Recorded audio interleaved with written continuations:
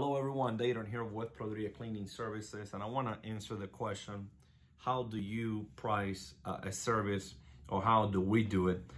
If you want to know how we do it, it's very simple. You just call the company, pretend that you are a customer or looking for one of our services, and we give you the price up front. We don't care who you are, where you are, what you want. We just price as much as possible over the phone. But my way of doing this, we got formulas, we got information on how much it costs to travel to you, the maintenance on that van, how much chemical we spend. You need to know how much it costs to do a job, and then you have to come out with an ideal profit margin that you want to get. I don't know your industry. In the carpet cleaning, you can look for something between 20 to 40% profit margins. Water damage restoration, some companies say 50, 60%, 30. It's up to you, whatever you want to take. One thing that I can tell you, whatever you do, if you're starting out, call companies that I don't like. I suggest you call us and find out.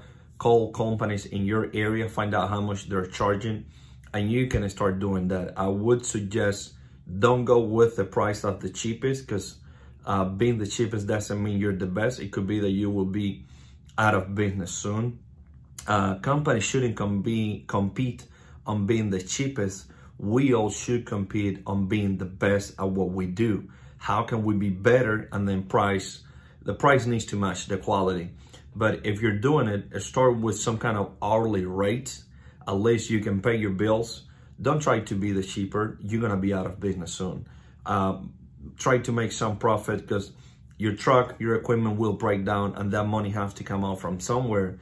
And if you offer a good service, you got to be able to stay in business for longer than a year to be able to take care of those customers next year.